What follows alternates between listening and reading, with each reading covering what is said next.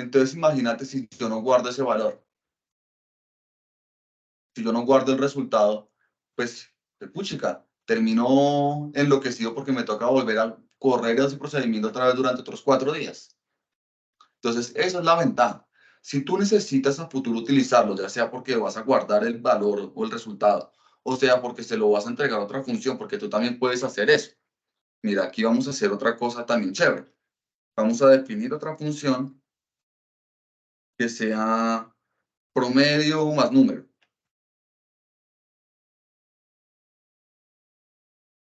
Y vamos a coger y vamos a entregar el valor de X y le vamos a sumar otro número. Entonces, Y igual a X a 6. Return.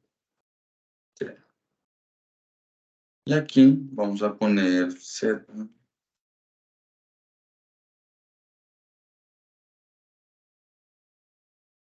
Hola, promedio más número.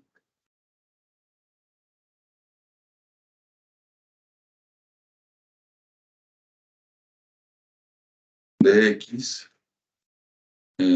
coma,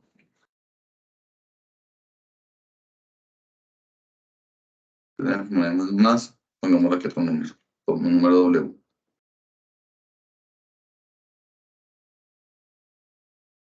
Y que W sea 9.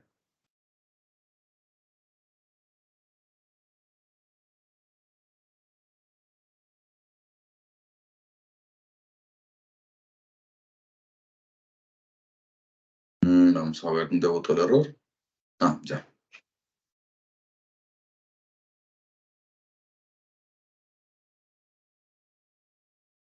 Entonces,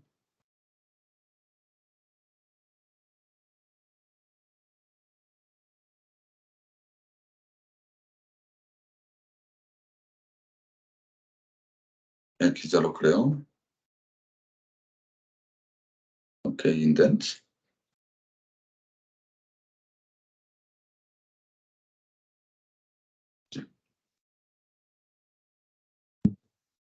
Eso también es importante, por lo menos, miren.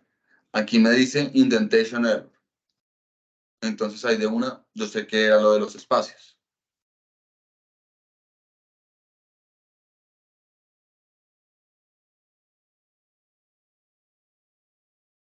Lo que te decía de almacenar el valor, por ejemplo, yo saqué en la primera función un valor de X, pero en mi segunda función supongo que yo lo quería usar. Entonces, ¿qué fue lo que hice? Almacenarlo para utilizarlo en mi siguiente función. Ese es el objetivo de guardar eso, de ese return, cuando tú tienes que almacenar el valor y no solamente presentarlo. Listo, ¿Qué más muchas gracias. ¿Qué más preguntas tenemos con respecto a la definición de funciones, cosas que se les ocurran?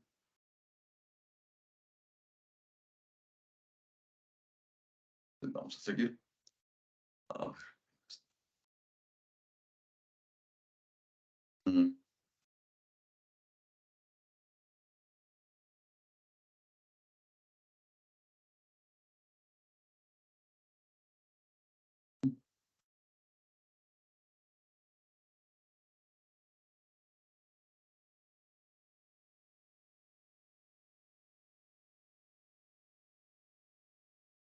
Vamos a seguir entonces ahora con condicionales.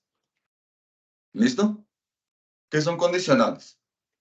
Básicamente es, si se da una condición, ejecute una acción específica. Eso es lo que hace el condicional. Estoy buscando las...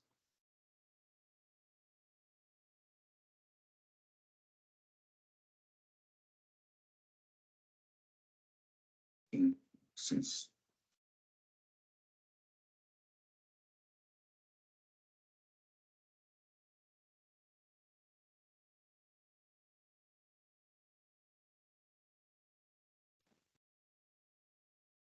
Yo quiero volver a repetir, creo que fue una pregunta que alguien hizo y es si esto tiene, no sé, como para mí puntualmente alguna cartillita donde te diga, mire, si quiere hacer esto, estos serían los comandos, si busca tal cosa es esto y como Todos los alguna especie de documentos, tips.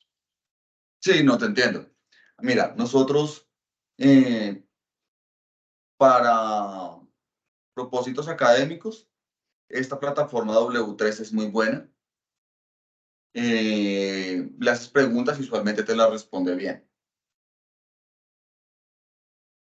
Pero, pues obviamente hay cosas que no son como tan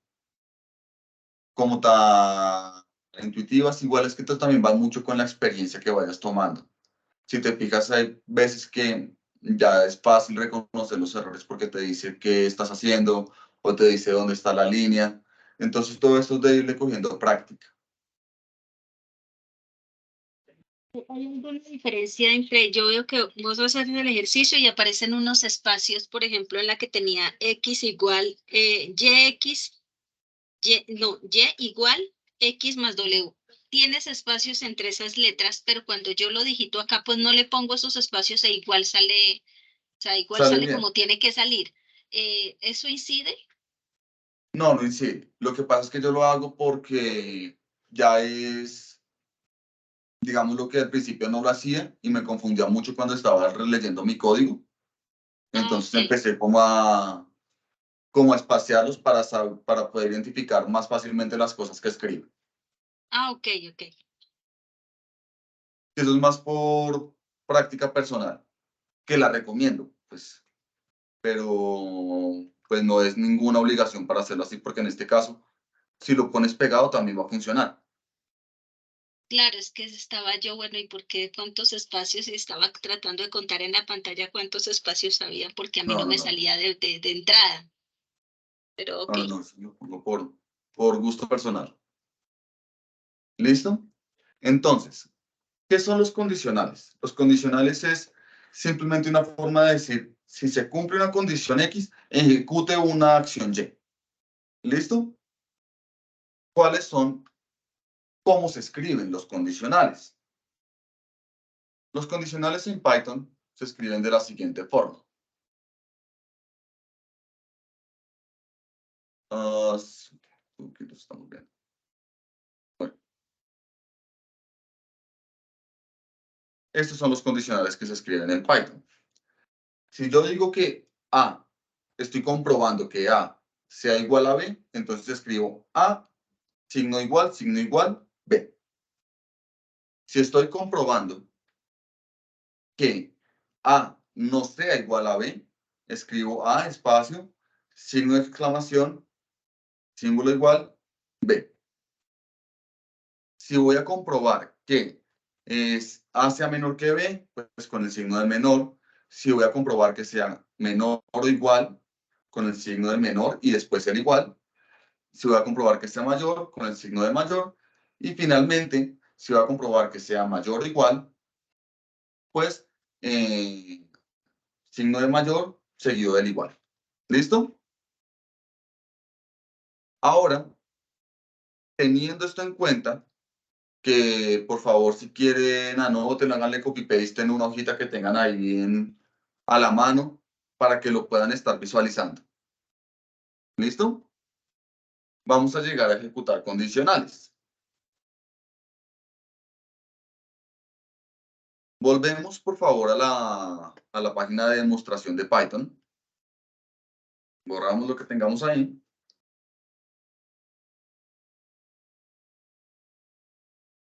Y empezamos. Yo voy a empezar por definir una variable A que va a ser igual a 200. ¿Por qué? Porque para el ejemplo decidí hacerlo así. Eso no va a afectar el funcionamiento de lo que vamos a escribir. Simplemente es un ejemplo particular. Muy bien. Y le vamos a decir, si se cumple la condición que B sea mayor que A,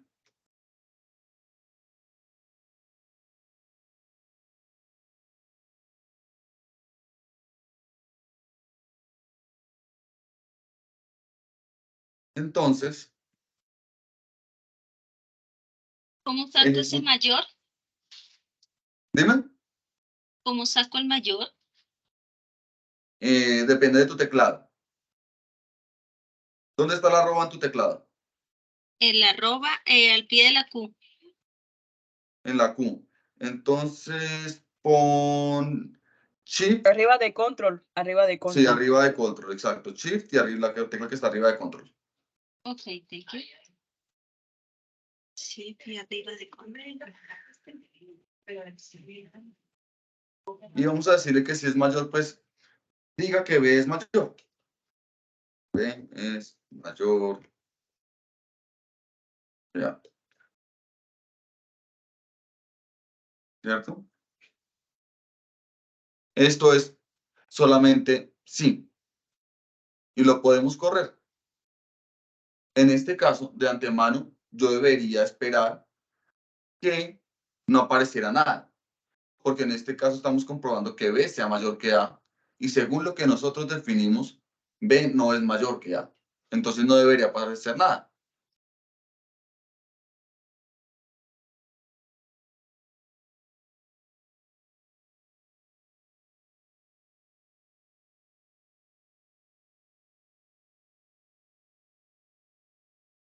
Efectivamente.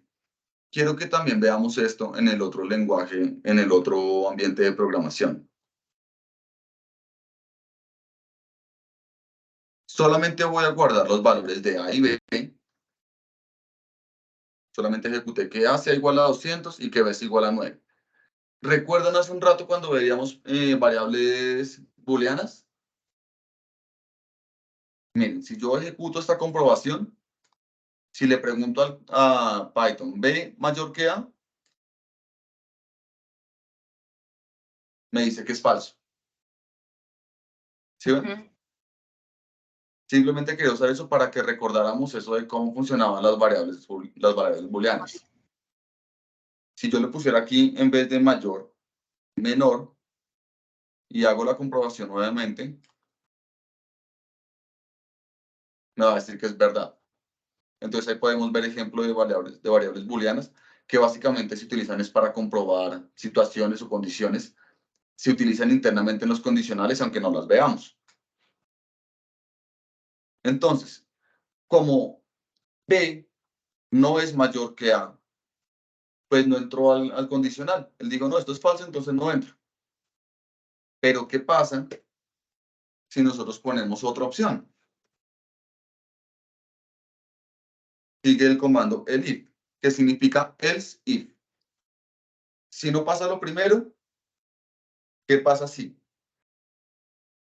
Ahora vamos a poner la condición que tal vez A sea igual a B, que sea igual a B. Entonces, en cuyo caso, tendríamos que decir que A y B son iguales.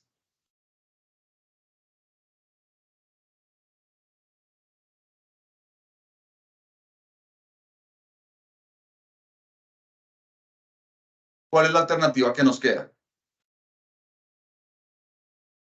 Que B sea menor que A. ¿Cierto? Pero eso ya es el último caso, porque realmente si estamos poniendo dos números y estamos considerando que sea mayor, igual o menor, pues simplemente nos queda un caso. Ahí es cuando entra esta otra condición, else. Else quiere decir, si no pasó ni la primera ni la segunda, pues haga esto. O si tienen 50.000 condiciones o 4 condiciones, si no pasó ni la condición 1, ni la condición 2, ni la condición 3, ni la condición 4, pues puede hacer esto. Y en este caso, la opción disponible que nos queda es que A es mayor que B.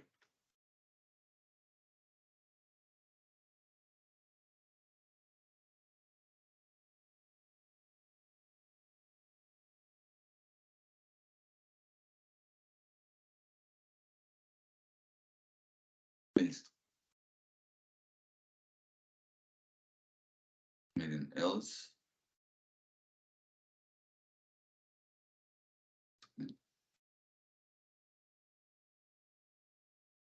Ah, sí, me comí los dos puntos.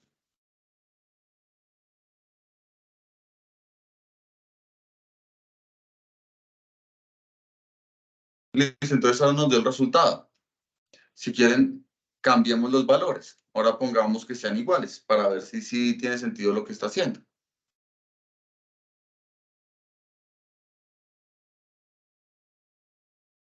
A y B son iguales. Y ahora digamos que B es mayor.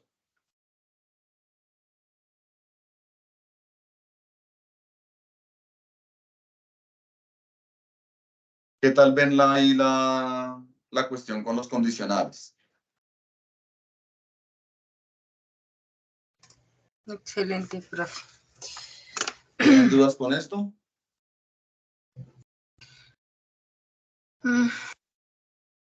Yo sé que es harta información, ya les voy a dejar ir a almorzar tranquilos para que se relajen un poco porque entiendo que es harta información lo que están recibiendo en este momento. No más que eso, profe, es, por ejemplo, en este caso del if, el if y el ese, también en qué otro tipo de escenarios, no solamente numéricos, sino si se puede establecer en otro tipo de escenario, Claro, que no mira, sea necesariamente numérico. vamos a comparar, de pronto en algún caso que tengas, tienes que comparar nombres, ¿cierto? Entonces pongamos a...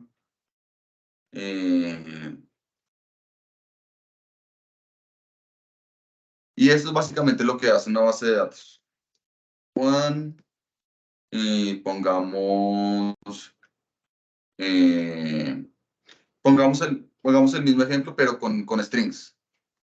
Entonces voy a poner primero Juan, otra vez, simplemente por demostrar que se puede hacer con otro tipo de variables. A y B, pues miren, vamos a intentar hacer los nombres iguales. Y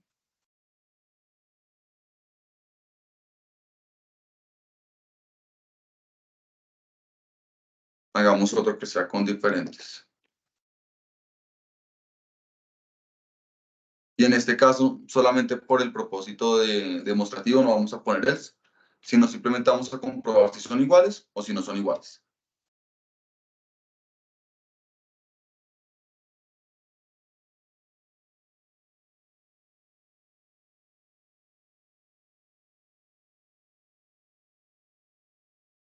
Nombres iguales. Si nosotros cambiamos a Juan por Ana,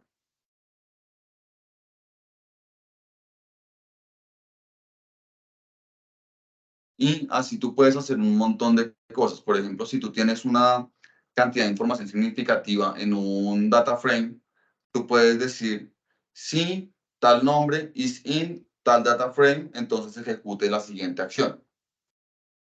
Entonces, digamos que esto no solo para ejemplos numéricos, también para ejemplos de strings. Mira, podemos poner para variables booleanas.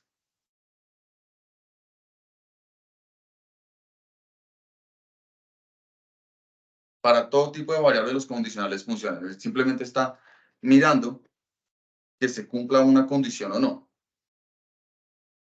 Profe, una pregunta en este lenguaje de programación y bajo esta estructura que nos está mostrando. También puede ser que este ejercicio se haga con alguna base precedente como se manejaba en el otro lenguaje, con el de SQL. Tú los puedes poner en línea, claro que lo puedes hacer. Pero ¿qué es lo que pasa? En este momento lo estamos haciendo con Python. Para poder conectar bases de datos con Python, tú tienes que utilizar lo que se llama una API. Una API te permite conectar, digámoslo así, dos sistemas diferentes y ponerlos a charlar entre ellos. Entonces, digamos Como que si si yo quiero fueran hacer eso desde herramientas Python, colaborativas. dime, Como si fueran herramientas colaborativas, ¿sí? perfectamente definido. Son herramientas colaborativas. Mira, por ejemplo, voy a hacer una búsqueda rápida. Mira, API, SQL. Yo utilizo mucho una base de datos que se llama Postgres, entonces ponemos eso, Postgres, Python. Entonces aquí ya sale, mira, que hay información de APIs que funcionan con Python y que funcionan con Postgres. Entonces uno empieza a programar de esa forma, Isa. Entonces ahí, dentro del código de Python, tienes que empezar.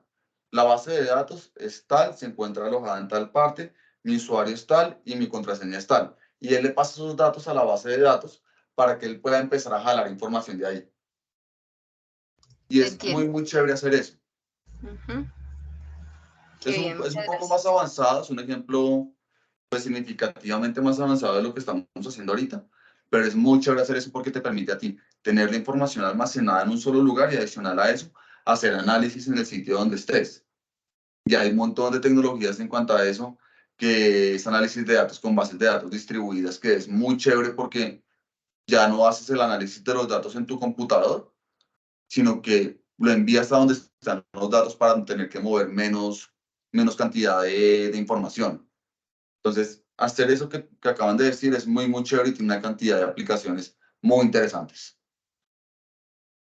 Listo, yo creo que Gracias. llegó la hora, les voy a dejar descansar la cabeza un poco para que vayan, almuercen y vuelvan recargados. Una pregunta. Sí, Está dime. levantando la mano, pero no, como que no Dime. me ve. Estaba levantando la mano, pero creo que no me ve. Disculpa, es que estaba en la otra pantalla. Dime, por Listo. favor. No, la pregunta mía es, bueno, ya estamos, o sea, a partir de SQL y Python, pues que son lenguajes de programación, para mí eso ya me quedó entendido y que cada uno tiene un método de hacer, de crear el código binario de acuerdo a lo que la necesidad que queremos crear dentro del sistema. Mi pregunta es, hoy en día existen softwares ya determinados que tienen X función. Por ejemplo, hay sistemas comerciales, ¿sí? Hay ERPs. Para lo que se llama customización y parametrización, que son como ya desarrollos que se le hacen a esos softwares, pero a la medida, ajá, ¿se hacen también a través de esto o ellos mismos, esos softwares también ya traen su lenguaje? Es la pregunta básica que tengo. Mira, todos los softwares se hacen en algún lenguaje principal. Hay unos que se hacen en C, otros que se hacen en el código de Windows, que es CMD. Depende de cómo la persona que se ideó el programa o que desarrolló el programa lo haya creado. Eligiendo una vez el lenguaje de programación funcional, que puede ser C, que puede ser Python. No creo que sea Python porque Python es para otras cosas, pero eligiendo el principio, digamos así, escogiendo el lenguaje principal sobre el cual se creó la plataforma, tú puedes buscar una API o alguna ruta que te conecte con la base de datos. C también conecta con bases de datos, C++. Python también conecta con bases de datos, pero tocará empezar a mirar y a dilucidar cuál fue el lenguaje de programación base que utilizó el programador que hizo la herramienta. ¿Eso responde a tu pregunta? Sí, claro, es que a qué iba. Nosotros entenderíamos que estamos viendo eso no solamente para el diseño de Legal Test, sino que también para entender, dado en un momento en el ejercicio de la profesión, en qué lenguaje estamos hablando con el software, el que vamos a, digamos, hacer alguna auditoría forense o algún sistema de auditoría de ciberseguridad. Entonces, la pregunta orientada mía era, sí o sí tengo que conocer qué lenguaje de programación tiene el software para poder tener cualquier tipo de Si vas a interacción. manejar una base de datos, sí. O sea, no la base de datos, pero disculpa. Si vas a intentar modificar un software para personalizarlo según tus gustos, sí tienes que saber cuál es el lenguaje de programación base usado. Porque tú no es como si aquí solo hablamos español y llegan a hablarnos en mandarín. No vamos a entender. Si me entiendes, es eso. Tienen que ser como buscar la forma que sean compatibles, que sería como un traductor entre el mandarín y el español. Esa Sí, sería la idea en este caso. pero digamos, yo voy a hacer la auditoría forense de un software que fue vulnerado, Sí, por decir algo, ¿sí? Obviamente, si yo entro al usuario y al front, no me va a mostrar la alteración, sino tengo que ir al end. El end, sí, al backend, ¿cierto? sí. Y al backend es estos sistemas de programación. A eso era lo que yo iba. Tendría que conocer para poder yo entrar a mirar Pues mira, dentro del hallazgo que se haga del software con donde fue que estuvo vulnerable. O hay softwares sí, que tienes que lo hacen sin conocer. necesidad. Uh-huh. Hay softwares que lo hacen, incluso hay páginas con IA que lo hacen, Pero si tú lo vas a inspeccionar desde una forma como minuciosa, sí tienes que conocer el lenguaje que estén usando para poder ver eso. De todas maneras, muchas veces en cuanto a accesos abusivos y todo eso, muchas veces lo que se hace es revisar los logs de los servidores para ver cómo estuvieron las acciones y todo eso. Entonces, no es tanto como irse, o sea, sí puedes entender el código y ver qué fue lo que le insertaron y leer el código de lo que insertaron para el mal funcionamiento, pero también puedes empezar a ver en los logs qué acción se ejecutó a cada hora del día y ahí te puedes empezar a dar una idea de por dónde va el agua al molino, como decimos coloquialmente. ¿Esos logs en qué lenguaje de programación están? Esos logs casi no vienen en lenguaje, o sea, no vienen como tal en un lenguaje de programación, pero te dicen usualmente es que tiene estampilla de tiempo, tiene alguna ejecución que se hizo y en algunos casos el usuario, no siempre, pero sí por lo menos te da una idea de esos logs, de dónde puedes ir. Ah, bueno, muchas gracias, profe. No, con mucho gusto. ¿Listo? ¿Alguna otra pregunta que les pueda resolver?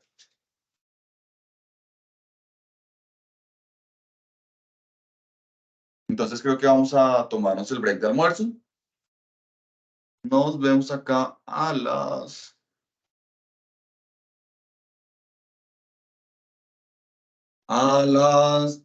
2. ¿Listo? Listo, sí, señor. Bueno, ya nos vemos. Vale, profe.